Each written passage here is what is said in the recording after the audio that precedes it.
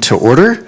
This is the Finance and Facilities Committee meeting for the School District of Waukesha on September 12th, 2022. Has the meeting been properly posted? Yes, it is. Okay, thank you. We're going to move right into a chance for our citizens to address this committee. Tonight we have one speaker that is signed up, and you'll have up to five minutes to address us. We expect that all speakers to honor our time limit, refrain from using any inappropriate language, and be respectful in their comments. Speakers who do not meet these expectations may be prohibited from speaking at the future Board of Education and committee meetings. Speakers are here to address the board, not the audience. The school board and this committee does not endorse any comments made by members of the community here tonight. We'd like to remind our community members of the impact of their words on others and that our children are watching. We commit to communicating with you in a respectful and productive ways and ask that you do the same. We also expect that the audience will be respectful of the speaker and the Board of Education and refrain from responding with any verbal comments, cheering, applause, or behavior that will detract from the meeting. Please note that no obstructions can be created between the board and the audience. Visual aids cannot be used, and the area behind the speaker and podium will be cleared during the public comment. Also, in order to respect our speakers and meeting participants, please silence your phones at this time. The person signed up to address us tonight is Mr. Paul Reese. Welcome, Paul. Good evening. First, Joe, I owe you an apology from last week. I understand that your eye rolling wasn't directed at me, and I was trying to read something from afar, and it seemed different to me than reality, and I apologize. So I was wrong, and I just misread the situation.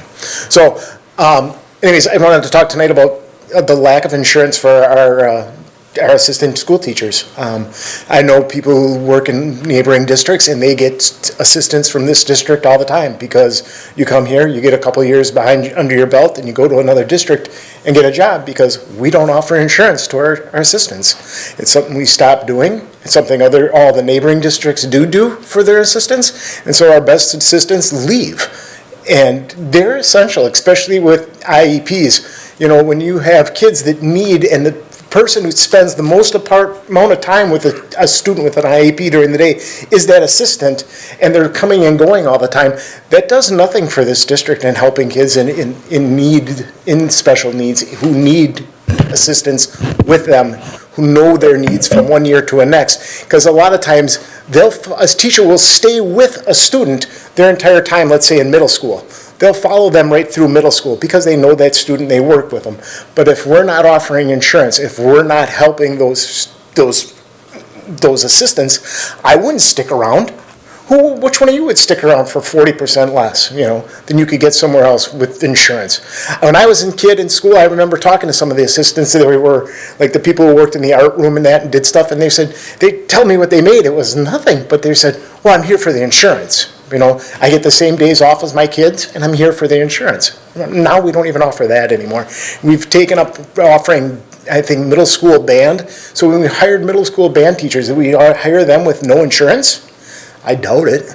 So anyways, I think it's time that this district really looks hard and digs deep and compensates our assistants appropriately. Thanks. Okay, thank you, Mr. Reese.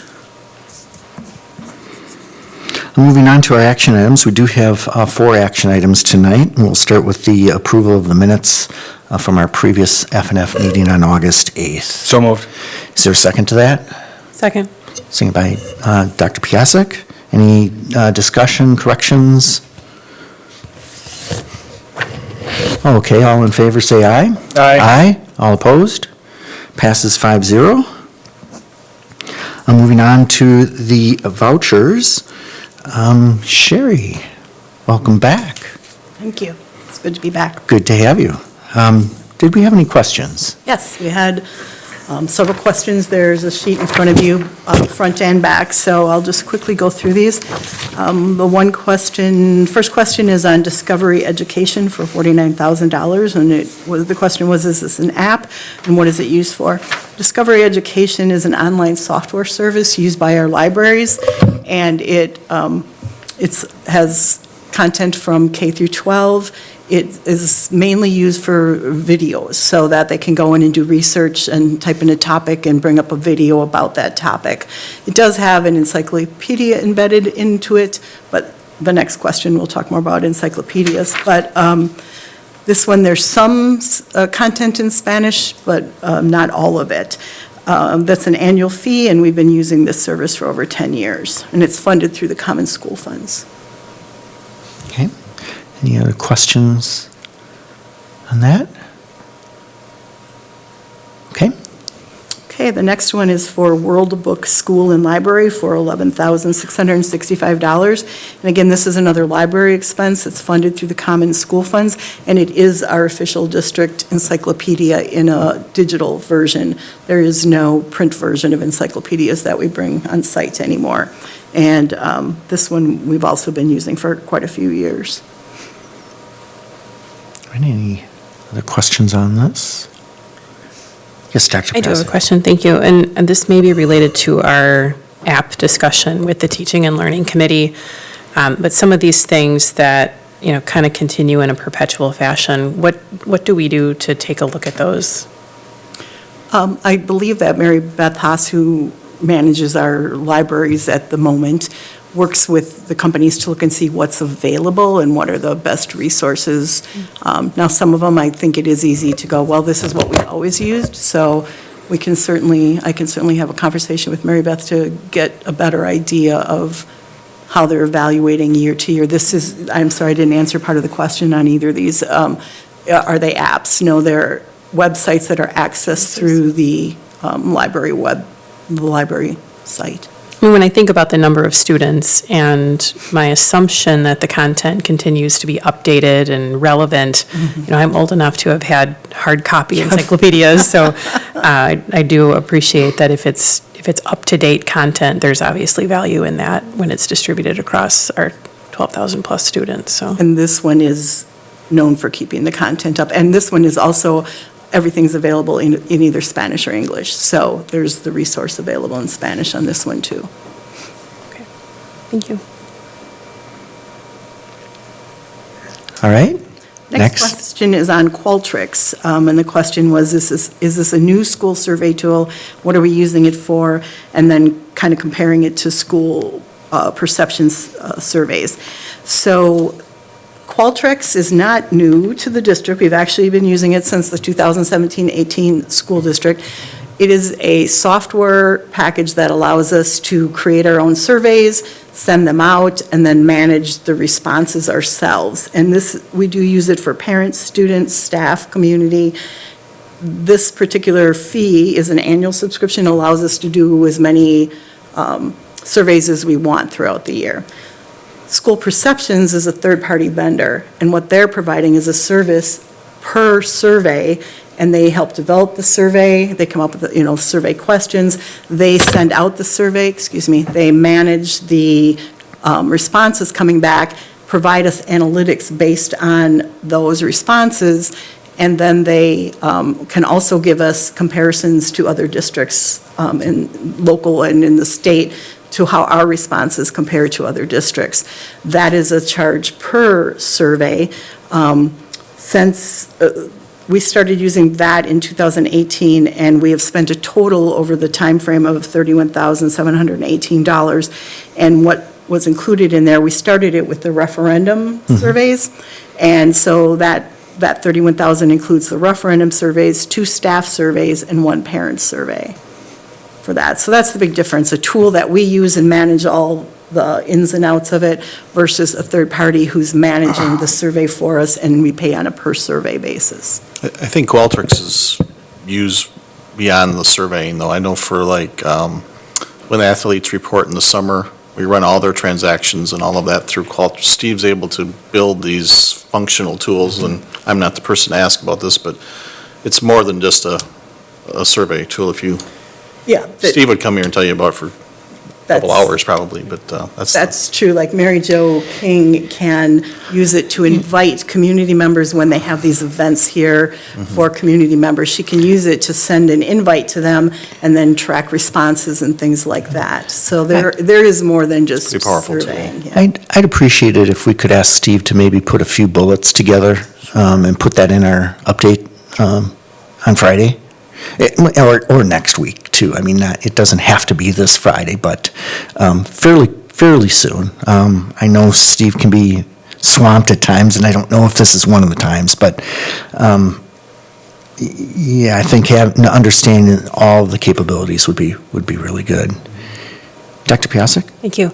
I was just going to clarify, I use Qualtrics professionally quite a bit. It's a powerhouse from a data collection and resource perspective. My guess is that we have far more functionality than we use, which we may just want to look at. Can we use more of that functionality? When does it make sense to go to an outside group? I know one of the limitations we had with some of the school perceptions surveys is that we don't immediately have access to some of the raw data. And I think there are some folks in Steve's group that would have the capability to do some of that analysis that we otherwise have to kind of go back and forth for. So I think it's one of those tools that maybe with that evaluation could be used more extensively and maybe save us in other places. But when I found out that we had it, I was shocked because it's a pretty significant package. So hopefully we're taking advantage of all the resources that we have available. Yeah, I appreciate that. I also have a sense, too, of each of the surveys that we had sent out. And really, we started using school perceptions for the referendum and really wrapping our heads around, where is our community at? Is this something that they would support? To what degree? What kinds of things? And I know it was extremely beneficial there. And sometimes we would turn to outside groups. And I don't know if School Perceptions is the only time or the only company that we've used for outside consulting on surveys. But sometimes you need that outside perspective. But I'm all on board with, hey, let's take advantage of the tools that we have internally and use them to their full capacity. So I'm leaning there with you, Dr. Piasek, in terms of leveraging the tools that we have available. Not to say that there might not be other times where it would be appropriate to have an outside consultant come in and help us with some of that. Yes? I would agree with that. There are times when the group asking the questions should probably not be us. But there are times, probably more times than not, where Yeah, we we could can do probably it. take some of those Yeah. things in-house, yeah. Yeah. Fair enough, yes. Next question is on Marcus Theater Corporation, and is this fundraising or advertising? And it is actually advertising. eAchieve was looking at innovative ways to do more advertising and get out to more people, and they worked with Marcus Theaters they had created a 30-second ad, and if you want to see the ad, I'm happy to share it with Darren for a Friday update. I have a copy of it. And it was run as a preview to certain movies. They worked with the consultants at Marcus to tailor those, what they were looking for. They were mainly they wanted to improve all enrollment, but with a real target toward the elementary enrollment in eAchieve. And so they picked these 8 schools, there are eight locations, excuse me. I've got them listed in here. I'm not going to read them all, but they're throughout the state, and they're doing it in August. They did it in August and continuing it through September for this one fee. Includes all of August and September. And so I asked, how are they going to know if this was successful? And so they told me in October, they will be sending out a survey to all new enrollees in eAchieve to target down to how did you find out about us? They ask that when they enroll, but they don't always get responses. So they're going to actually target and follow up with people and find out, how did you hear about us, to see if this type of advertising was successful or not.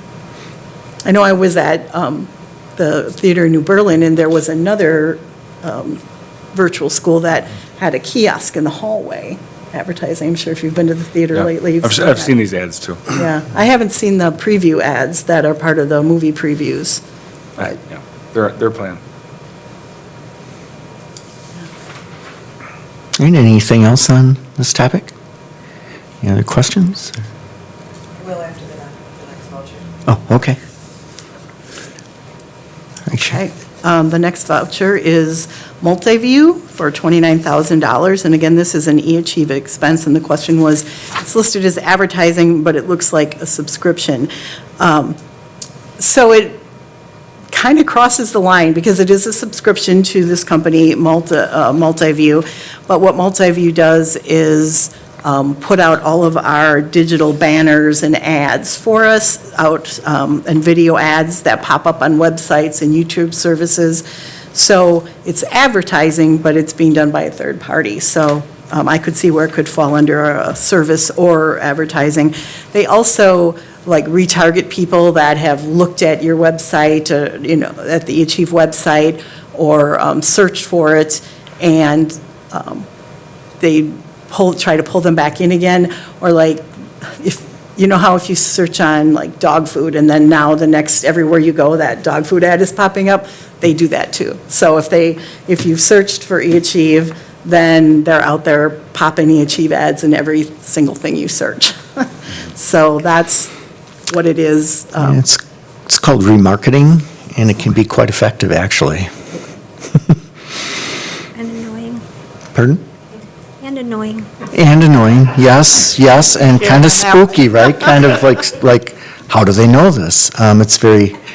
Those services are very common these days. When they first started coming out with, when Google started first remarketing, people were really getting weirded out. I was getting calls all the time from my clients, like, what is this? Can you stop this? No, Google kind of trumps me. Yeah. Mrs. Kozlowski. Thanks, Sherry, this is helpful. So if I take a step back and just think about the expenses that we're using for what we would call marketing, which is specifically to increase enrollment in a district, right? So we're in a point where we're seeing decreasing enrollment, we're seeing people's choicing out, charter schools popping up. The combined cost, if I took a look at the budget that we have for this year, is about $350,000. We're already hitting about just shy of 100,000 in based on current vouchers that have come through. It is going to be important for us to assess and have a better understanding as to, we're not in the business of profit generating. We are in the business of educating. And so I like the fact that if this is going to be an opportunity for us to increase the enrollment, but it looks like advertising, number one, is only hitting for eAchieve. I haven't really seen anything, so I don't understand where we are in results and what does that turn into.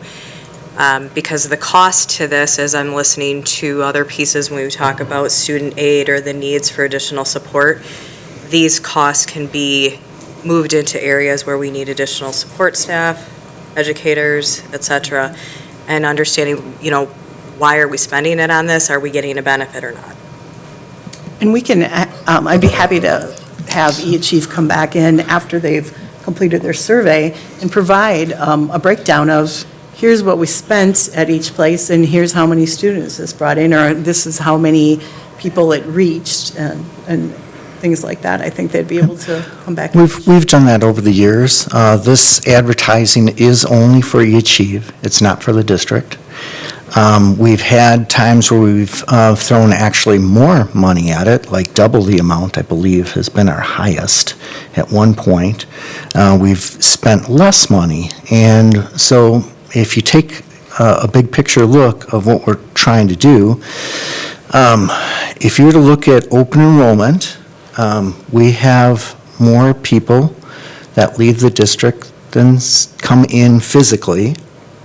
And if we were to take away eAchieve, we'd have more people going out than coming in. So eAchieve becomes a very critical part of our strategy of offsetting that. And not only offsetting it to equalize it, but to put it in a positive direction so we have a gain. So those revenues are very important to us. And so when we've reduced those advertisements and/or have done different kinds of advertising that wasn't effective, we had to really study that and make sure we're coming in at the right amount. And the last time that we did that, we did this analysis. We thought that the $350,000, this is we meaning this committee, was the right amount and the types of things. So it's not the first time this committee has looked at that, so there'd be no reason why we shouldn't have that analysis again going forward, so. Any other questions or comments on this? All right, Sherry? Okay. Just making notes so I don't forget. Okay. The next voucher is on Compass, Compass Care for $31,353. And the question was, is this an annual fee we pay, and confirm what it's used for? Compass Care is a vendor that we use to do our Medicaid claiming for school-based services. So any student on Medicare is entitled to get some school-based services that is reimbursable by the state. They also provide training to our staff that are working with Medicare students on what is a reimbursable expense, so that we make sure we're capturing everything, because the amount of time spent on the service has to be provided by the provider of the service. And so Compass Care helps manage that. They help manage that we're following all the Medicaid rules and regulations. Prior to Compass Care, we worked with a system called Oasis, which more was done in-house, but with Compass Care, they provide an add-on service to it as far as training and actually evaluating all the claims. I looked back to see if I could come up with how much has it increased by going from doing it ourselves with Oasis to using Compass Care. And the first year, there was a gain of about $50,000 that more than offset the cost of the service. But then it was spiraling into the COVID world after that, and less services because students aren't in school. So the data is really difficult to look at. I looked back at Oasis, but we used to bundle all Medicaid costs into Fund 27, and then several years back, DPI allowed us to split some of those out and put them in Fund 10, depending if they were incurred this year or reimbursements from the prior year. So the numbers are just not easy to get at this point. It's something we can continue to watch and monitor, but Student Services is very keen on the services that Compass Care provides for us and what they've done for us. And we've worked with them on the annual reporting of what we have to do, and they are very sharp and do a great job at what they do. It's their specialty.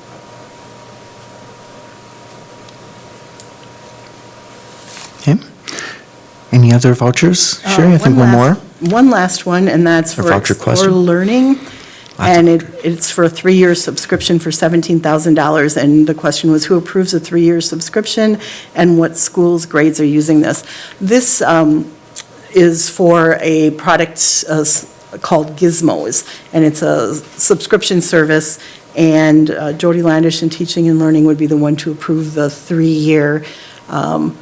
The 3-year is a much more cost-effective, and we've been doing it for a couple of years now, I think since 2016, if I recall.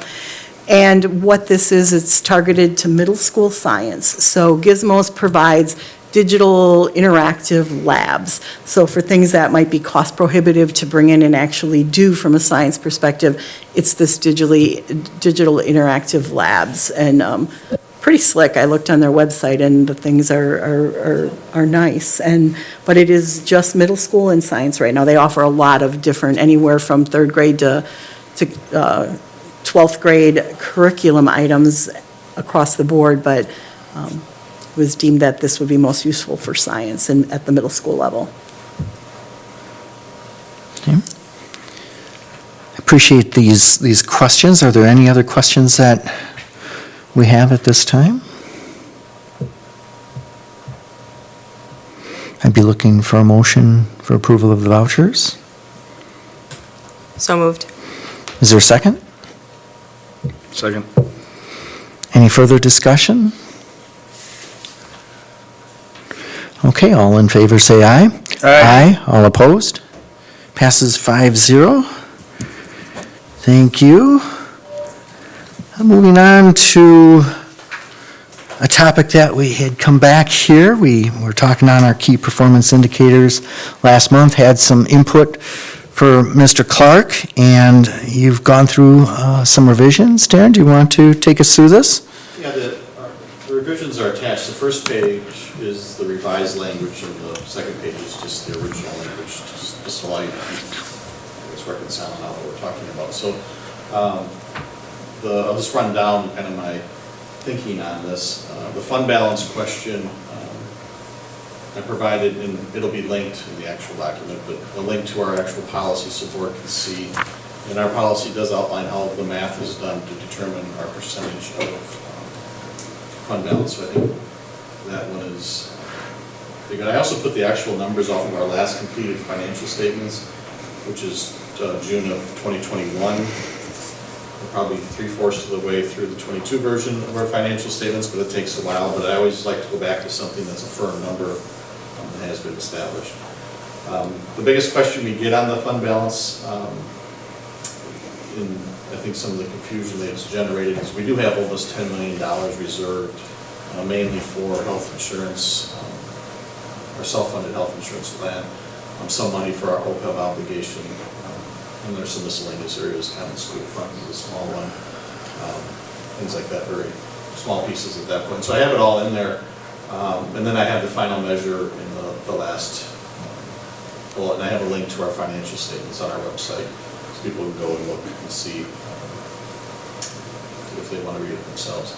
The next one was probably the one, if I remember our conversation, we I think spent the most time on, and that's one's conversation, I think became more clear, and maybe you'll prove me wrong on that here in a minute, but in reading our debt management program policy, which I wouldn't have thought would have been kind of the landing place for all of this, if you read through that, it really talks about, sound fiscal management in general, and how that helps you have a good debt management program. So for me, this is an umbrella that we can refer to and work under, where you can talk about level of taxation, funding sources, having a strong bond rating, having a strong forecast and budget building process, setting aside fund balance like we have for long-term obligations like OPEB or the obligations you have with the self-funded health insurance program. So we can talk about all those things under this policy. So I think it gives us a point to refer back to, and we can come up with the 6 to 8 things that we probably all agree on are fiscally sound topics that we should be considering. Then I link in the bond rating as well, and I have the link to the bond rating there. One thing about the bond rating though is we only get a bond rating when we're borrowing money. We haven't borrowed money in terms of a bond issue since The referendum. 2019, so it doesn't change. Our fiscal picture is better if you look at fund balance, better now than it was then. So maybe you can do a bond rating with no debt tied to it, but I think that's part of the question of the bond rating, right? So I'm not Yeah. sure. And I try to close out each section with kind of a fun fact, I guess. At the time we had that bond issuance, only 18 school districts in the state had a higher bond rating than we do. Not every district has a bond rating, because not every district borrows money. Right. So it's not a perfect, because some districts go to Moody's and to Standard & Poor's. So it's not a perfect measure, but we're very much in the higher echelon of bond rating that's out there with AA from S&P.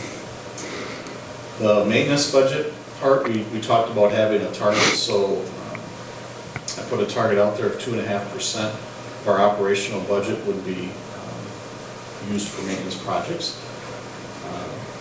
It's a little higher than where we are now, so I set it as kind of a goal. But I also put in here how we would go about measuring, and it's very simple. I would take our Fund 41 levy that goes into Fund 41 and divide it by our operational expenditure budget, and that'd be the percentage that we're putting into Fund 41, if that makes sense. So our total Fund 10 expenditures. give us that percentage. So very easy to calculate. And then I mentioned a little blurb here on the closing out of the referendum. Because I see this as being used by us internally, but if it's on our website, I think people in the public might want some context of what this is or how we've performed in the past. And then the last one is assign an average of 75% of operational budget for district staffing. I added the word average because one thing I didn't like about this one is, let's take ESSER for example. We spend $5 million on ESSER on non-staff costs. Our percentage of staffing goes down as a percentage of our total expenditures because you have this new revenue source. So to me, it's an average target if you look at it over multiple years. And right now, in 21-22, we were at 76% using that methodology. So that's what I took from our last conversation. So, if there's any comments or?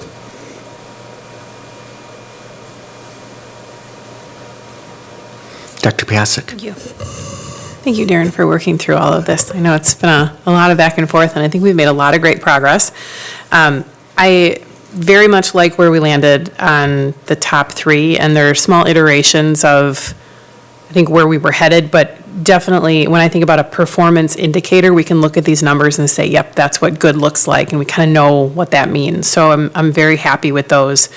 It won't make or break it for me, but the last one with respect to percent of operating budget that's spent on staffing is a little bit nebulous because we don't know what the right number is and we don't know what good looks like. So calling it a performance indicator, it's really just, it's a metric that we could track and we could report on, but I don't know that it's something that we know the right answer to. And I'll give an example, something that might be more relevant, although it'll be very difficult to compare ourselves to other districts, would be the ratio of administrative staffing costs to instructional or student support services staffing costs. So that's something that might tell us a little bit about the overhead of staff. But also, we don't necessarily know what the right answer is on that. You made a comment about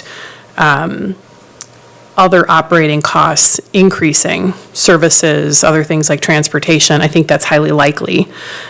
So it also makes it difficult to say, what is this number supposed to be?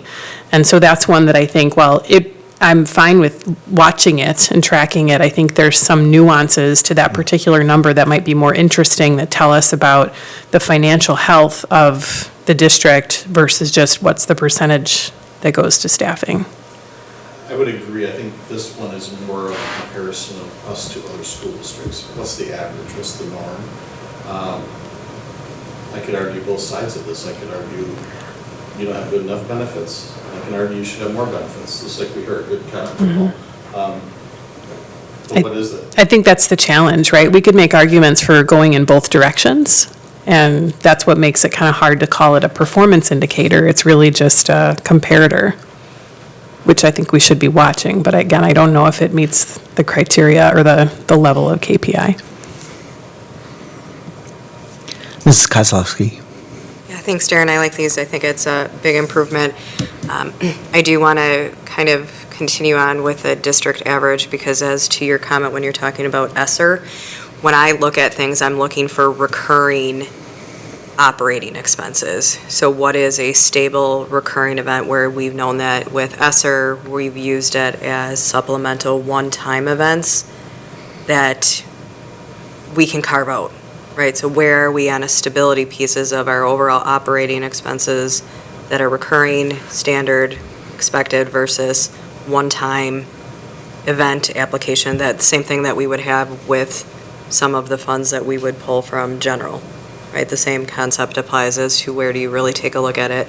And I do agree that in taking a look at other districts, how do you apply versus all of that? And I do like Dr. Piasek's comment about making sure that we understand what the ratio is between administrative and education support staff. Getting there, I like it.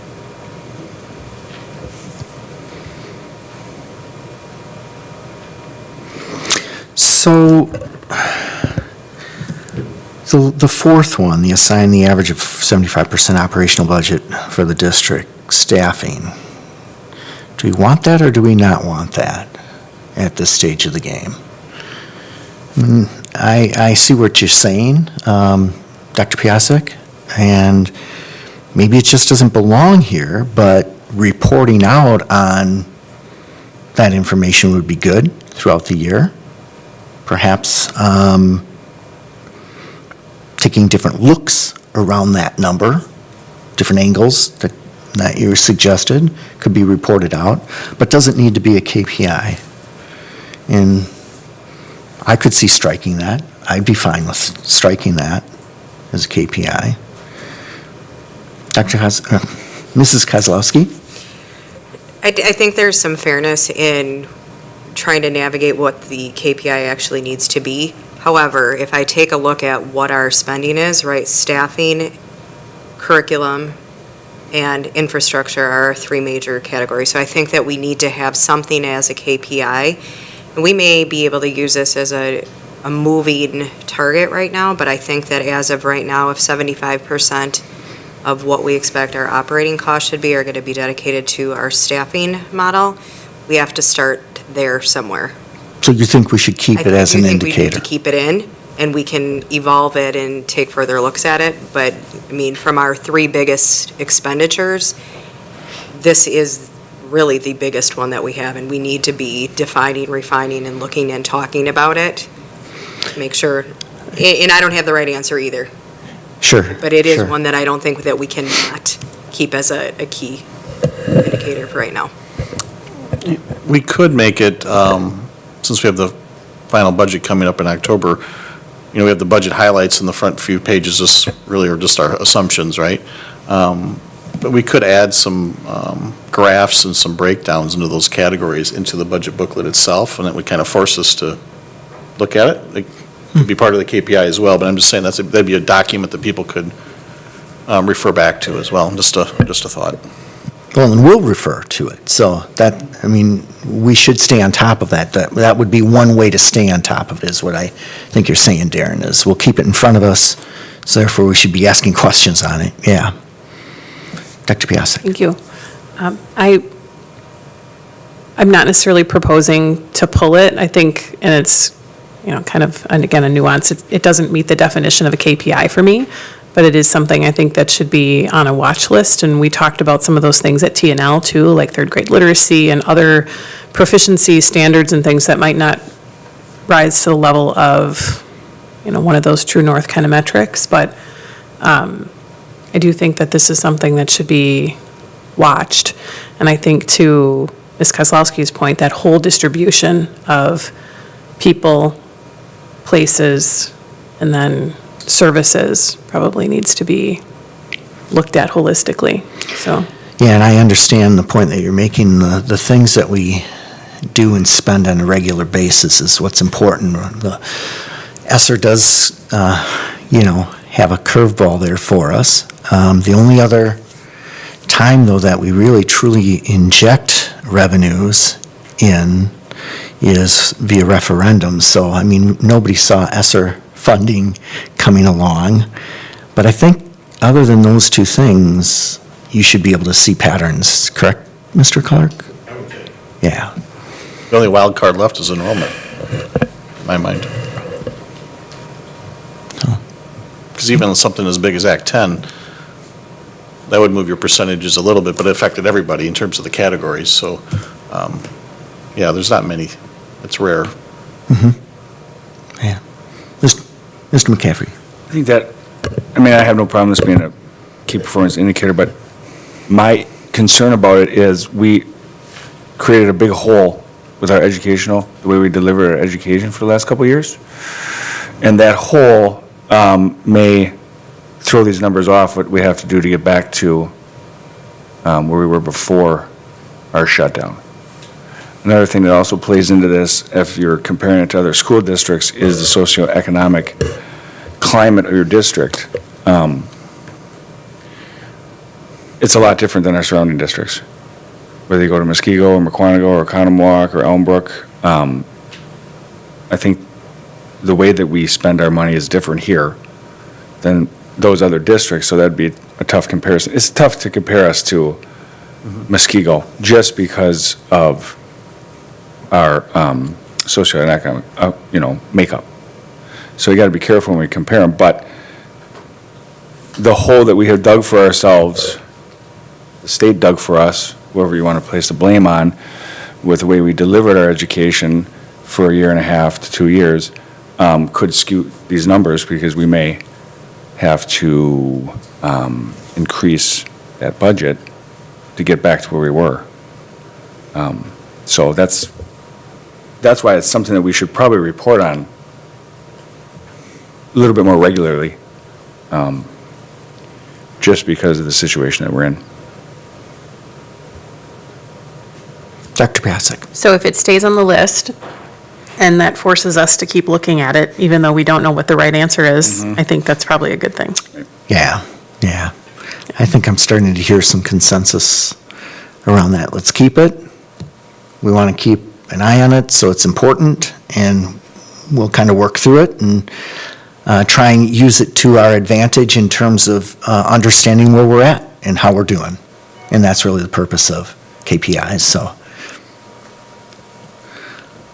All right, any other questions or comments on the KPIs? I'd be looking for a motion to approve the KPIs then. So moved.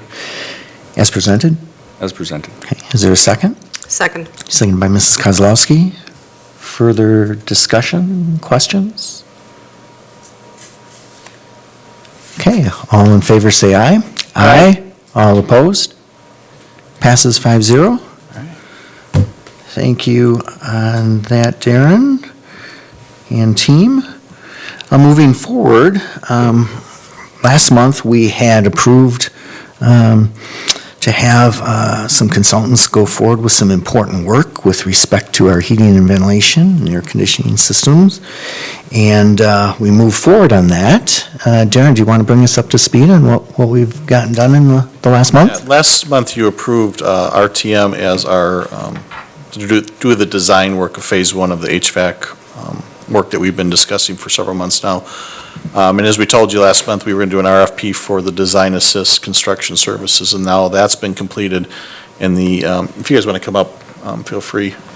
And Kurt, if you want to grab the mic off the. So that RFP's been out, and now we have a recommendation of Total Mechanical for those services, and with the approval of the ESSER funds to fund those. So we went through, actually, these three gentlemen went through on Friday the results of the RFP. The financial analysis is there, but Kurt Wiebelhaus, our owner's rep's here to go through. We also have a scoring system which really pretty much pulls that financial information out and provides a mathematical measure to that. So I'll have Kurt walk you through the findings, and you can ask any of us any of the questions you might have, and then I'll talk to you a little bit about next steps going forward, because the last phase we've talked about, if this is approved tonight, we would send out an RFP once the design work is done for the materials and equipment, and then we would be all in at that point. And there's lead time issues and some other things. If I forget, don't let me forget to talk about that. So that might guide us in the decision-making process. So Kurt, if you want to. Well, welcome back, gentlemen. Excellent, well, thank you. It looks like you got a lot done. Oh, go ahead. I'm Kurt sorry. Wiebelhaus is our owner's rep. Joe Hines is our HVAC guy, and Kyle is my maintenance manager. So. Good evening. The guys Welcome, that guys. use are ours, but. Thank you for having us. So yes, this last month with bringing RTM, they've been through the buildings, got a couple engineers going through the buildings, and really the strategy when we gave them the official award last month, it was we're targeting to have our design assist contractor on board at this time of the month, and so have the budget information as far as the scope put together to a level so we can start budgeting right away. So we're right on schedule with that. Just want to walk through the process that we use for the design assist the evaluation that we went through for bringing and recommending Total Mechanical. We had 3 firms that responded, J.F. Ahern and Lee Mechanical and Total Mechanical were the three firms. Very fortunate that Joe has worked with all 3 of those firms in the last 6 months, or even more recent than that. Yep. So he has good background with all 3 of them, and all 3 of them could do a good job with it. So when I put RFPs out, whether it's for design assist or for construction managers or whoever it is, I break it down to 3 categories. And those 3 categories, if they score high in it, it tells me that they're going to do very well for the school district. So the 3 categories that we have on this is the team and the firm, so the background of the company and the team that they're putting forth. And then the second category that we use is the project approach and the work plan for the specific project. And the third category is fees and costs. So those were our 3 areas that Joe and Kyle scored as we looked at these RFPs and brought them in and kind of dissected them. So for the team qualifications, some of the notes I have from our discussions last week, Friday, that really separated Total Mechanical in that category and why they scored an 18 compared to the other 2 were 17, so very close. Total Mechanical scored a little bit higher. They did a very good job with answering all the questions of the RFP. I put a fairly comprehensive RFP out there. So they did a good job with responding to that. And one of the pieces under that category is looking at past projects. All these firms, their most typical project is the construction documents are created and then they bid it. We talked about it last month as far as why I was recommending the design assist approach. There was more positives to that in this very complex set of projects that we're working through. And so Total Mechanical had more experience that they had provided and the design assist side. So that helped with the next category under the project work plan and approach. One of the questions I asked in there, because it's a cost plus contract compared to just a stipulated sum contract, one of the questions that I asked is provide me sample job cost reports. Basically, on this type of contract, it's based on a fee on the actual cost of the project. So one of the roles that I have in it, as the project's going on, I'm auditing those books along the way. So when that month goes by, they submit all their costs, they actually give me receipts, and they provide the cost report of it. So that was one of the questions, and Total Mechanical had a very detailed, and the reason I look for detailed is I want to make sure that we're checking all the costs to make sure they're all appropriate cost. So they scored well there. Another category underneath the project work plan and approach is we asked them to take one of our projects, Hawthorne. So I just took one of them and I said, give us a budget on that specific project. And the reason I asked that question was two pieces. One is I want to see how they break that budget down, because they're going to be doing budgets for us, and that's next month when we come back. We're expecting to see some of those budgets, right? We started this process a while ago with high-level report from Ring and Do. Now we're narrowing it down. We had some additional input from the operational team and Joe's team. And now we're narrowing down even further detail with bringing RTM on. So this budget that's coming up next, this next month that they'll be working on, we got kind of a sneak peek of how that format is, and that is valuable for us to make decisions, because, as I said, these projects are more complex than your new construction HVAC. So having good information, a good layout of information is going to help us make better decisions along the way. So we evaluated that process, and again, Total Mechanical eked out the other 2 in that category. And then the third category was project fees and costs. So again, this breakdown, I go into a pretty comprehensive detail to figure out the cost and fees, right? Because we basically in the RFP indicate, okay, you can make your fees in these different ways. Tell us what it is so we can evaluate it. So for example, the first question we asked was, what's your fee on labor? So each firm gave us a percentage of that. So for me to analyze it, what I did is I took the same amount of labor as if they were all going to have the same amount of labor, and I applied that fee to get an understanding of what that percentage fee, what that means in dollars. I used the overall $10 million worth of projects, phase 1 and 2. We may only do phase 1, but I evaluate it as a complete, just to get an understanding approximately where the dollars are going to land. The contract itself is going to be based on the percentage fee. So whatever we end up doing, their fee will be based on what we actually end up proceeding with. So labor markup, again, their percentage, material, equipment, subcontractor markup, all those were compared using, everybody had the same amount of as if the projects were perfectly the same, and I applied those fees to understand that portion. The second analysis I did on fees was I looked at their performance bond costs. On this project, we'll need to bond it, so we layered that in there.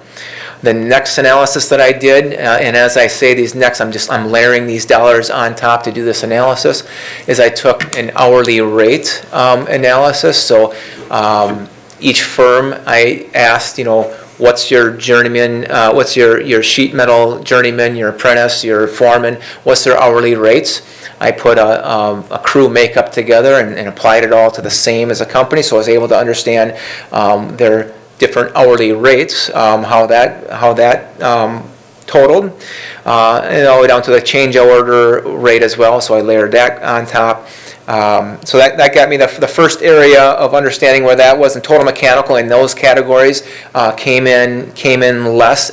So if it was a $10 million worth of projects, they were about $100,000 less when I added all those categories together.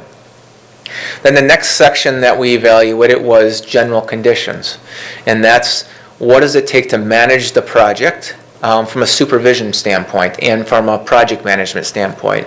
And so we asked all the firms to give us what they would expect, a number of project management time, engineer time, foreman time, and put that together, and then that came to the general conditions cost.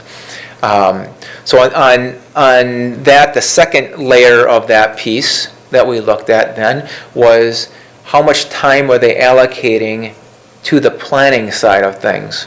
And so those two pieces together, total mechanical, and we talked about the, again, complex projects, we want to have that time and expertise from the contractor on the front end spent, so we're making good decisions. So total mechanical had more hours than anyone else on the planning side, but their general conditions costs were in the middle of the two, so they weren't low, but they had more hours than the low contractor had on that planning side. So it doesn't always work out that way, but having those two positives of they had more hours on the front end where this critical decision making is, and they were in the middle, as far as the general conditions, put them on top for that as well. So when I totaled all those together, total mechanical did come in as a lower dollar amount using the assumptions that I put in. So ultimately, for that third category then, for project fees and cost, they scored higher than both the other two firms. So in total, all three categories, total mechanical scored the highest, and that's our recommendation. All right, questions of the process? Dr. Piasek. Thank you. What is being requested to be approved? There's not like a NTE on the contract or anything, or not to exceed. What are you looking for from us as a board for this next step? Yeah, so their actual contract that would be written would be based on their RFP response, which is the percentage fee markup. So that's going to be one of the items in there. As far as for total mechanical, they're 5% on the labor, material, and equipment. The next category that's going to be they're contracted to is their hourly rate that they had proposed on. And so that's listed out by position. And then the third category and area that'll be included in the contract is the general conditions portion of it, of what it takes to manage the project. So we don't know the scope yet. So we don't know it's going to be $8 million worth of work. We have a hypothetical, so Right. it's the multiplier is really what you're multiplying. The indirects and overheads of working with this particular, Right. Right. Basically, how they make profits, that's the information that we're asking for. And when they actually do the project, and that's where the auditing piece comes in, is they can't make money, they can't make additional fee on for example, the air handler unit that they purchase. Whatever that cost is what you pay as a district, and as supported by the invoice from there. So that 5% that they're putting on, that's their fee to make it. So it's a very open book process, and we're doing it that way because that scope isn't completely defined. That's what we're doing, through this process and with the engineer. so then my assumption is, based on the hypotheticals that you use to kind of do this comparison, there would be a next step that says, here's what all the hardware, equipment, services, et cetera, for phase one, plus these fees on top, or are we being asked to approve that tonight? No, it's a great question. So the next step, where we're going now for next month, and the reason we're bringing this back monthly is to break it down into pieces, right? So our target for next month to come back is RTM has done their initial analysis. We had a meeting today, went through what that analysis was, and there's different ways that we can handle. So I'll give you a good example of the situation that came up today. The ring and do report that was done a little while back identified, and the question for that COVID ring and do HVAC report was, if we have a finite amount of money, where's the attention we should put on the district at a high level? Where should we be spending and updating HVAC? And the example I'll use that we came across today is in that ring and do report, we identified 2 units at Bethesda. And so as we went through the process, we knew going into this that that's a high level. And as we're going into the analysis that we'll learn more along the way. So the question that was posed in today's meeting was, we can do these 2 units as we talked about. There's also some other units. How many total units are at Bethesda? 7 units altogether. 7 total units, all about the same age as these 2 units that were in the worst shape. And so the discussion is, let's understand what those 2 units, sticking with the original plan would be. Or we could take the rest of and look at all the units and do a retrofit, basically replacing all the moving parts of that unit, leave the box, and we could do all 7 of them, and let's analyze that. So that's an example of what's going to be happening this next month. So next meeting we come back to is, we'll come back with a recommendation of here's the projects, and if it's not a final recommendation, it'll be closer to a final recommendation that then in November will be that final recommendation of, okay, here's the projects that we feel is the best, will make the best impact for the district based on the needs, and we'll ask for approval at that point in time of, here's the phase 1 projects, total dollar amount. At that point in time, you can come back and say, engineer has this amount for those projects, contractor has this amount for those projects based on the fees that were already established, and that'll be all packaged together then for the board, the committee to say, yes, let's proceed with this package. And then that follow-up question will be, that was phase 1 work. Do we want to continue looking at phase 2 work, or do we want to stop at phase? So really tonight, all we're looking for, I believe, correct me if I'm wrong, Mr. Clark, is that we're looking to approve total mechanical for the design assist for phase 1. Yeah, and then their contract will be drafted referring to the results of the RFP process. I mean, it'll be longer than that, obviously, but now we have the measure. Yeah. And then next month, as Kurt had mentioned, they come back with the whole list of projects that they narrowed down, and then we can talk about whether or not we want to move We've forward been with that through dollar and amount. actually, Joe, you sat in on this Yeah, process. we have the, The referendum process was the same way. We wanted what ended up being Findorff there to help us in the design and the identifying of the scope. So we had a hypothetical, based off the survey, if I remember right. And then everyone bid on a hypothetical set of construction of a new middle school. I can't remember all the parts of that survey anymore, but to give us that ruler to measure their fees against. yeah, And then once we defined the final scope, we could tell you what we were going to pay them. I really appreciated the process, and Kurt, you helped us with that in the past. I really felt like the process allowed us to be in control of the decision-making. We had a very thorough analysis, very detailed, could ask any questions at any time. I'm glad that we're taking many of the processes that you have used in the past. And I know you said new construction is different, obviously, than renovations, so there are those differences. So really, all we're looking for is approval for Total Mechanical to move forward with Phase 1 tonight. Is that correct? Because we don't have a dollar amount unless, you could add it per the results of the request for proposal process, which ties us into the numbers in here, but we can't say we're going to pay them, Yeah. Yeah. $200,000 or whatever the number is, because we don't know the scope. Mr. And McCaffrey? that piece will come when we Later. make that final, we'll break out, this is the engineer portion, this is the contractor portion, and then equipment and break that out. So that will be a specific before we, give the official, let's proceed with everything. If it's not next month, it'll be November, I think it's gonna be to have that final, it'll be probably November, but we'll. So what I hear you saying is the design assistant fees are a percentage, and since we don't understand the dollar amount, whether it's $4 million or $8 million, their fee will be larger if there's more work and less if there's less work. Is that correct? Yep, that's exactly it. It allows you to competitively bid it out with fees without knowing completely what the project Yeah, I is. think that's fair. Yeah. I think that's fair. And I didn't mean to cut into your question, Dr. Piasek. I just was trying to, in my own mind, summarize where Kurt was going. Did you have other questions on that, or?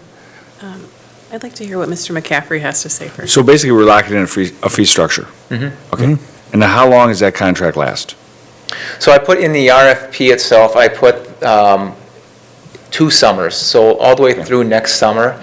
And this is the piece, as we had our meeting today, we're expecting, for you people that are around the construction or have been hearing, there's stuff that we're getting delivery lead times of 52 weeks on specific units, right? That was the other reason to use this process.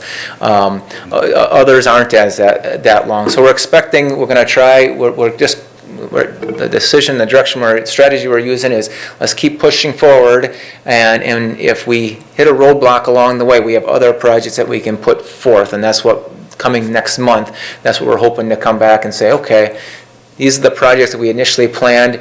Oh, we hit a roadblock here. Let's look at this one as well and put that to a phase 2.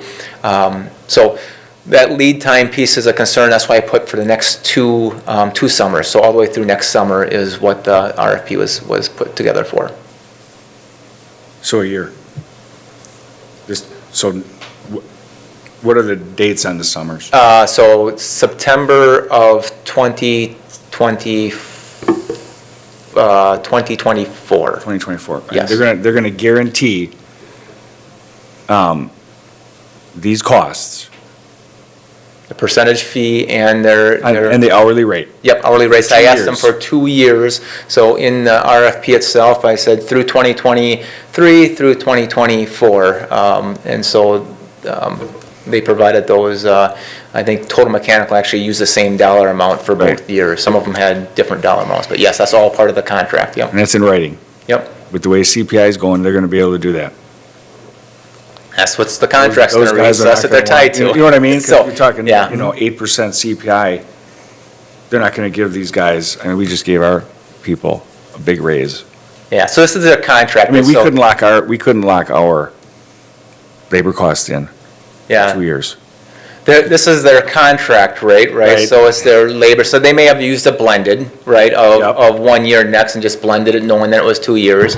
Obviously, the percentage fee, that's gonna automatically adjust, right? Because if that rooftop unit goes up, 20%, that percentage fee gets Right. adjusted accordingly. But you're right with that labor rate. Again, Total Mechanical used both years the same number. Others had a difference between the two. Well, I mean, because we just had a That's what they're discussion tied that labor is 75% of your cost. Yeah, So, but yes, that's. I'm just surprised they can lock it in for 2 years. Yeah, my Unless- guess is they use the blended Unless they're rate. making money on the back door on that, like you said, they don't make any money on anything else, except maybe an overly inflated labor charge, because they know they're gonna be out 2 years on the contract, and then they don't really, My guess they use. They will- you know what I mean? They probably use the blended Yes, rate, okay. right? I would assume, between otherwise the they're 2 gonna years. lose out. Right, yeah. They're pretty, Yeah, they know how to make numbers money, they're not pretty losing good. money. But yes, to your point, yes, Yes. that will be locked in their contract though, because that's the way the response was.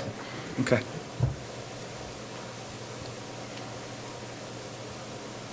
Dr. Bassett? Thank you. I appreciate those questions, Mr. McCaffrey. That's kind of the nature of where I was headed with this. I am not particularly wanting to approve such a broad request. I think if we can lock it to the details of the RFP, understanding that there could be some things that change, that would be important to me, because we're not sitting here looking at a contract that you're asking us to approve. And believe me, I understand that the scope of the project will kind of dictate what ultimately the bottom line of these fees and services are, but that's where I think we do just want to have a little bit grounded in what we have in front of us. So I think if we could focus on the details of the RFP through a certain period of time, that gives you some room to work, but it also doesn't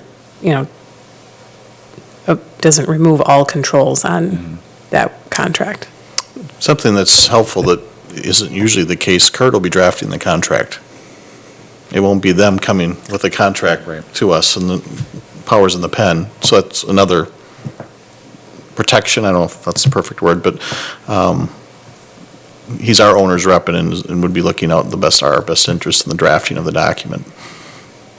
Yeah, we're using an AIA contract, which is an industry standard contract. It's in the RFP itself already, so it's there at this point. Right now, it's just me filling in the percentages that they responded to and filling that in. So, yes, that's I'm here to be your advocate with that, to make sure that you guys are that it's a fair contract. And also what Kurt, one of the services for the referendum, when he gets the bill from the contractor, he goes through and reconciles it against the agreement. Because once, especially 2 years out, if it was just us doing it in-house, it gets harder and harder to do. But, so there's also that catch, just operationally, too, so.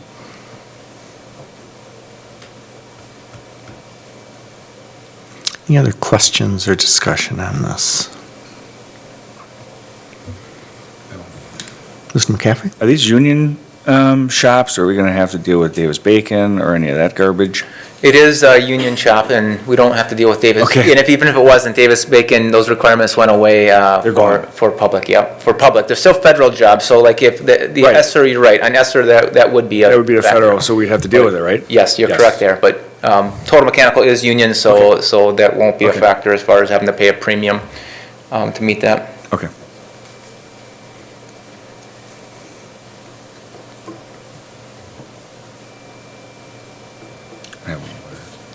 And these locked in regardless of the scope? The rates and the fees? If we want Yes. one rooftop? So I would like rates- to know the scope. because- Yes, you're. So for instance, say that we want to put some rooftops up on a roof, but we need to do some serious structural work to get them up there, which is going to definitely change the scope on maybe other projects. Mm-hmm.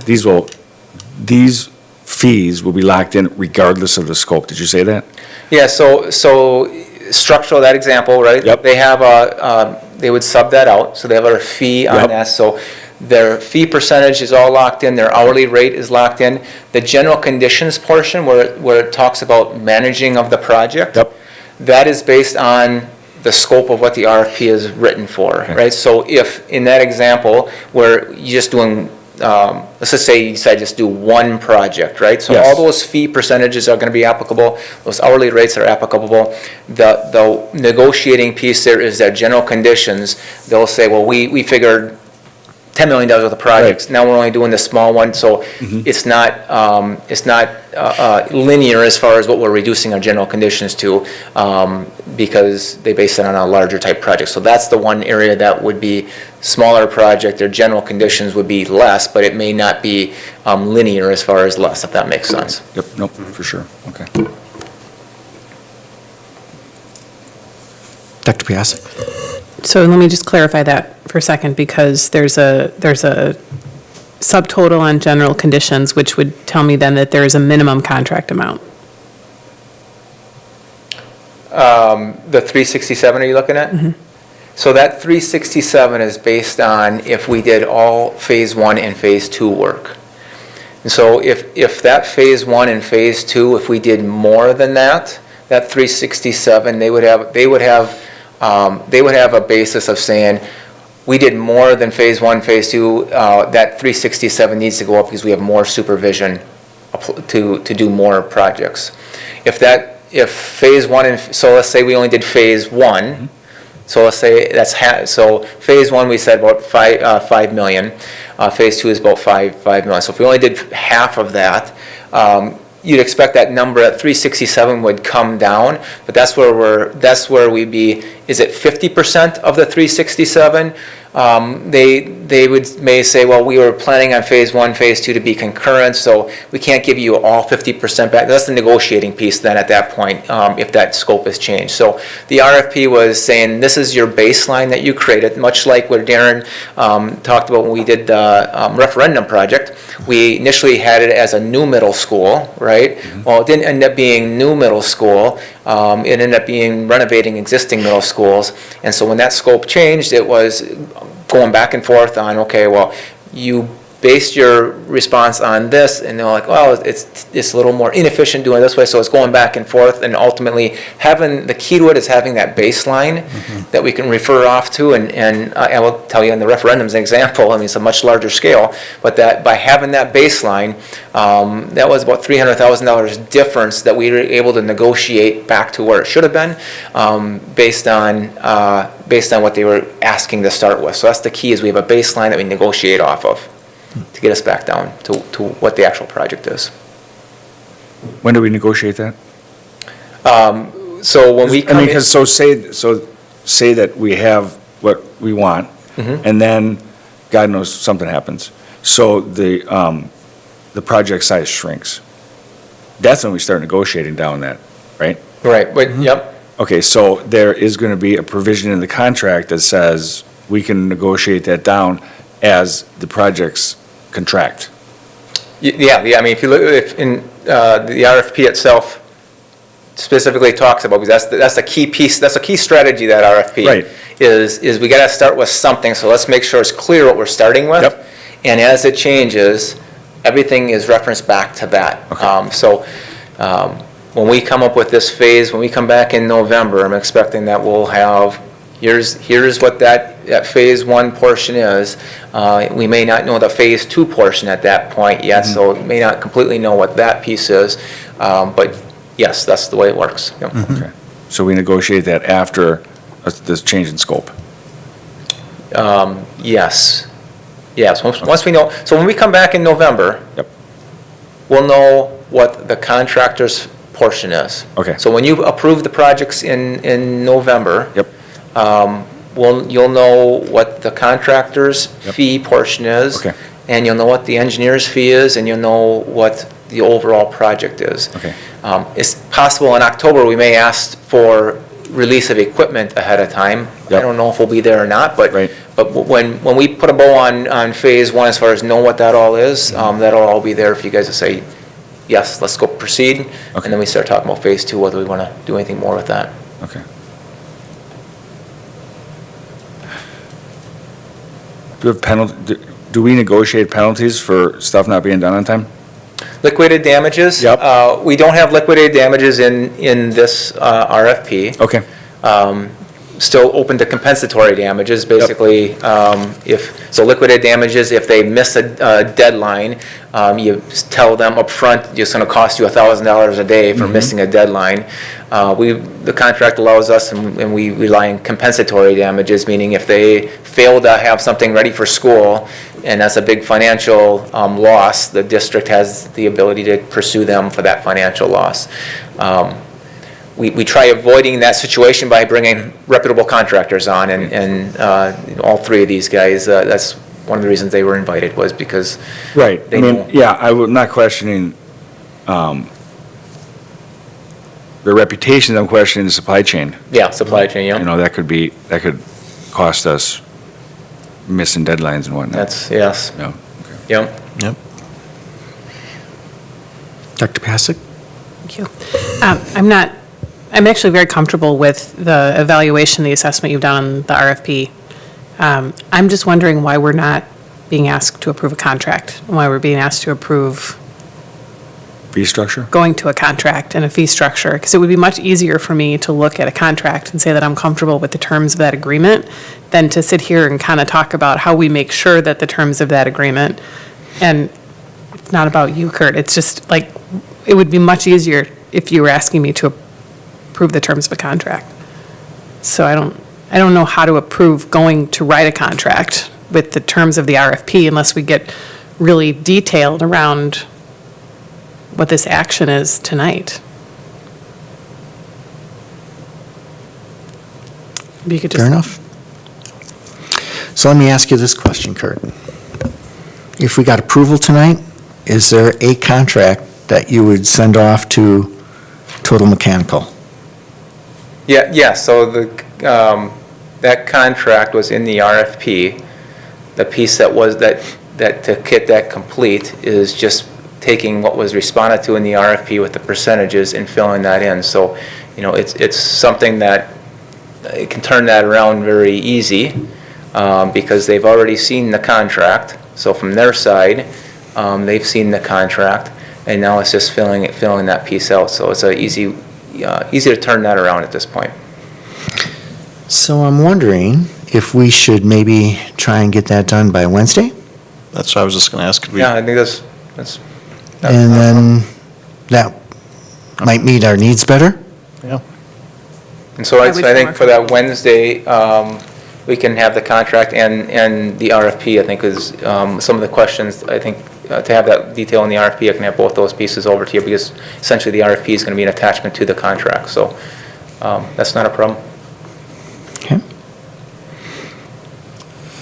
How does Yeah, I mean, the committee I know feel on exactly, that? I have a little experience in mechanical contracting, so I know exactly why we're locking in the fees now, and then, I get it, I understand it, but, I mean, not everybody has that experience. Yeah. So, No, I can understand why you want to see a contract, for I think it sure. would just be best practice to not kind of be approving Well, the details of the future contract. actually, best practice is to lock in the fees, when you're doing a project like this. I'm in agreement with that, but Yeah. I don't know what we're, like, No, I understand, no, I totally get it, I understand what you're saying, and you'd be more comfortable to see the contract and all, no, for sure. I completely understand. I think we're just talking about the methodology of locking in the fees, right? Yes. Whether it's the RFP Yeah. process or an actual contract, but we can have that ready for Wednesday. Yeah, I can have the We'll have it, once it's done, we'll put it in board docs. Whether we have a motion, I don't know if we even need a motion coming out of committee. If I don't think we have I to. don't think we have to, I think you can go directly to the board with anything, can't you? There's been, the full board can handle anything at any time. Yep. I mean, we like to have committee work with a recommendation, coming out of committee, but, I think given our conversation, we'd be more comfortable just bringing it to the board as a whole, and we'll take it from there. Yeah, Yeah. sounds No, good. it sounds great. Hopefully, in looking at it, you can see the depth of the RFP that we went through. So Yes. turning that over into a contract will be very easy, and hopefully, if nothing else, for future projects, you'll kind of understand our thought process in doing this moving forward. So we'll have it ready for Wednesday. Thank you for Yes. the hard work this last month. Yes. Appreciate it, and we'll see you Wednesday. Sounds good. Thank you very much. Thank you. Moving on to our discussion items and information items. We do have 4 this evening. The first one is our employee health clinic. We're looking at a potential location change.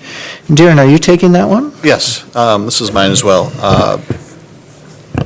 Back in, when the clinic was approved, the board authorized us to enter into the contract with Pro Healthcare and then had the stipulations in the motion of 2 locations and then a dollar amount. So really, this is a question administratively, I think you gave us the purview to respond to, but I thought it was worth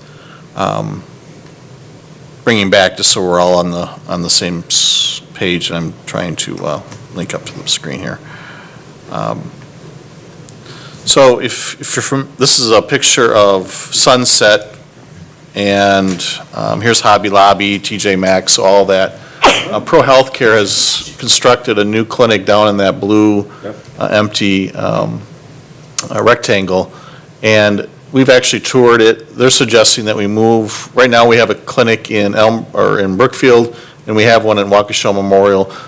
The problem with Waukesha Memorial is it's harder to, you just don't pull up. You know, it's not like a one-stop shop. You got to get out of your car, find parking, navigate up to the second floor in one of the buildings. So we think this will be a much more easily accessible location. You can still, if you wanted to have your primary care physician there, you could. We've also asked that one of them, the primary care physicians, if you remember our health care plan, the 2 heart doctors that have a lower deductible, those types of things that all could fit in there. So we're recommending the change. I have a picture of the actual building if you haven't. It's not very big, but it's brand new. And I think it'll just be a much more easy place for our staff to access. So I don't need any action today. I just wanted to make you aware of the change, and if there was any issues with the change, we could try to. And the timing of the change, we're looking certainly by the end of the calendar year, but maybe October 31st or November 30th. One thing about the clinic, we don't have a lot of appointments booked way out. Right. It's kind of more of an urgent care level of service, so you don't have that that problem. But so what we'll do with people who have appointments now, we talked, and we have to fine tune this and make sure, is we would allow people the choice of where they'd want to go, whether it's the hospital, or the new location up to, or shortly thereafter, the cutoff date. So if there's no questions, or if you have questions, I can try. Any questions on this? And the reason why this isn't a board action, Darren, is when we took action in the first place, we approved 2 locations. We never really approved a specific location. So if we go beyond 2, so if we ever expanded, that would come back to the board, just so you know. And that analysis will continue to do over time. Yeah, and we plan to have an employee health clinic report out to you probably in November, maybe October's kind of a busy month, but probably in November, just to see how we're doing. And we're doing well in terms of staff surveys that we've gotten back, and with a fairly high percentage of responses, like 35%, which is pretty good in surveying. So we'll have a full report with Pro Healthcare here in the next couple of months. Okay. Any other questions on that? Okay, thank you. Moving on to our 2022-2023 budget development. It's not our third Friday count yet, I know that. What do you have for us, Darren? So in the preliminary budget, it's just one quick piece of information, but it was such a significant change from what we had budgeted or projected. I thought it was worth. So here's where we are in what will be talked about Wednesday night at the budget hearing. A 3.99% drop in the tax levy itself, which that's not changing. We won't know that final number until we get our equalization aid number in mid-October. But we had put in a estimated growth in property valuation of 4%. And what that results in is a tax rate that would drop from $7.50 to $6.92, or almost a 7.7% drop in the tax rate. Projections now have us coming in at least at 10%, up to 13%. EAV, again, the tax levy itself, that dollar amount doesn't change. We're just dividing out to figure out what the tax rate's going to be. At 10% property valuation growth, our tax rate would drop to $6.54 or 95 cents. I think I'm kind of conservative even on that number. I think it's closer to 13%. But you never want to come back with a higher number in October. So it's a big shift. Statewide, I think the average is 14% in property valuation growth. Again, you can choose on what's the best measure of taxation. I think levy's the ultimate measure, but a tax rate's also an important calculation as well. So this was a big enough shift. I won't talk about it, or maybe I'll mention it, however we're presenting at the budget hearing. But I don't want you to be shocked and say, oh my God, Darren, you had 4 in there and it's 13 or 12. So I thought I'd just bring it up tonight. All good taxation news on the local level, but I'd only ask you to keep in mind, to make this happen, we lost $3.4 million of revenue limit authority. So it wasn't financial wizardry, it's fewer kids, and we've talked about that plenty. Yeah, I remember the last time we had a large swing in our mill rate. We came back we were estimating for our budget, I think 2%, and we had the Great Recession, and that was -4, and that was 6%, and that went the other direction. Mm-hmm. So sometimes things happen that are difficult to, predict, and actually I was quite comfortable with the 4% that you had tossed out when we began this process, and I wouldn't have guessed that it would have been 13. I would have maybe thought 8? Something like that? Yeah, we usually use the 5 or 10-year average just because there's obviously swings. Right. But the thing is, the one thing I wonder about, comparing to old data now, valuation has gotten so high. I mean, we've never touched, that I can find in our records, going back at least 25, 30 years, we've never touched $6.54 as a tax rate. And that includes defeasing $5.5 million of referendum debt. Right. It'd be even lower if we didn't do that. Significantly lower, Yeah. down to probably, and just off the top of my head, you might even broken 6, down into $5 something. So it's really, to me, it's kind of skewing all the comparables. But so all the districts in Waukesha County and statewide, it sounds like, are all going to see a significant drop in tax rate, unless they defease a significant amount of long-term debt. So that's the only update we had for tonight. Any questions on that, or comments? Dr. Piasek? Just one comment. And I think we have to be, kind of like we talked about the staffing costs, right? It's interesting to see the $6 and something mill rate, but it really is all kind of nebulous and meaningless in the grand scheme of things, because I think every property owner, renter, et cetera, is seeing these property values increasing significantly, and that catches up to us one way or the other. So it's interesting, but like you said, Darren, it's probably just more reality. It's hard. I think we just need to be careful about getting wrapped up in what the numbers are and realizing that they're kind of a symptom, not necessarily a... Yeah, I think the much more important number on this page is the drop in the levy by almost 4%. But the number that people know about is tax rate. I mean, it's just for whatever, because it's smaller, maybe it's more memorable. Well, and it's meaningful to the individual. Yes, because they get their measure every December of how we're doing tax-wise, right? Yeah, Comes in the mail. that's why they observe it. It's meaningful to them. So both of these are good, but the higher number. The number with the dollar sign on it, on the personal tax Right. invoice is the one that people are going to pay attention to. Exactly. Yeah. Thank you. All right. Just for a factoid, I guess, this will be the second year in a row our levy has actually dropped. And the third year in a row our rate has dropped, so. And that, partially what's driving that levy drop, though, is as we've gone through the decline in enrollment, right, and we have the 3-year rolling average, eventually, we're going to have, and we've had that softened, right? We've had that, you come in with a soft landing, so the formulas are devised for that, but once, you need to start going back up. So now, we're starting to pay that a little, Some a of the little price bit, of that, yep. a little bit there, so. That's just how the formulas work, so. All right, thank you, Darren, appreciate that. So Sherry will walk us through her budget report, but I'll just start it off by prefacing saying not much happens in July or August for a school district, so the longevity of the report might reflect that, so. You basically just gave my report. I- Yeah, there's not a lot to report. July and August, it's minimal activity, construction projects, things like that we work on during the summer, but the main payroll doesn't start until September 15th, so you won't see the big payroll until September.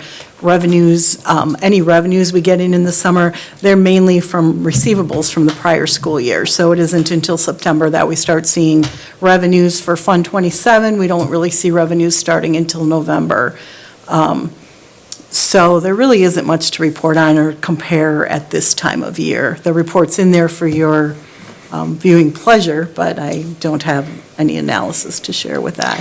So this is the time of the year where, if you were to look at our cash flow analysis, I would assume that these months, we don't have many revenues coming in. So, but we still have the expenses. So that's where the benefit of a healthy fund balance is really good, so that we don't have to borrow at this time. We used to have to borrow quite a bit especially in those early months, to see us through. It's been nice. It's been maybe 5 or 6 years now since we haven't had to. 6. Yeah. Yeah. So that's good. That saves us a lot of money in interest. At least when interest rates were super high, that was the case. And they used to be much higher, let's put it that way. I didn't include a tax levy report because what we reported on in June booked all the remaining taxes as receivables, so that was our final report in June. I can report that we have received all of our tax payments in for the year now from the last year, and we won't see any new tax money coming in until January. And then as far as the health insurance, minimal goes on as far as spending, so I don't have that. There isn't much to show. I mean, there's not like losses or anything right now, so I'll have that ready for the September meeting where we'll bring those back up again in. Okay, sounds good. Thank you, Sharon. Any other questions on that? Comments? All right, moving on to our final discussion information item. Like we have every month, an ESSER update. Yeah, we, actually, Jess has changed the graph somewhat. We added ESSER 1 into the fold. That was a request that was made last month. And that, the actual funding document itself for the trial balance, I think it's the exact same one we had with a few minor changes maybe. Oh, because you approved the HVAC Phase 1 engineering. So that's been approved now. So we're updating this as we go. We're now getting a lot from the first wave of T&L expenditures. Those bills are hitting, so actual expenditures are occurring rather than the dollars just being allocated. And we'll have more going forward. Any questions or comments on those reports? All right, thank you. Moving on to our other business. Any recommendations for items to be agendized for this committee? Okay, seeing none, this will end the open portion of our meeting, but we do have a need to go into executive session, and I would be looking for a motion to do so. Ms. McCaffrey? Number 2. Yes. I move to adjourn to executive session pursuant to Wisconsin Statute 19.85, Parent 1, Parent E, for deliberating or negotiating the purchasing of public properties, the investing of public funds, or conducting other specified public business whenever competitive or bargaining reasons require a closed session. Sale of district properties. Is there a second to that? Second. Seconded by Karen Robertson, I'm sorry. I have to get used to that. Kelly clearly had it, she just gave that to me. Yes. Louder. That's a roll call vote. Darren, would you take that, please? Or Jess, I'm sorry. Mrs. Robertson, Yes, aye. Mr. Como, Aye? Mrs. Kozlowski, Aye. Mr. McCaffrey, Aye. Dr. Piasek. Aye. Passes 5-0. How about if we just roll? Minute break? 5-minute break? Sure. Okay. And we'll meet back Starting now. here.